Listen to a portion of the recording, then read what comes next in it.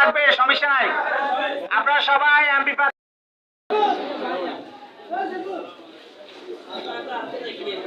ইসলাম খন্দকার ভাইয়ের আগমন।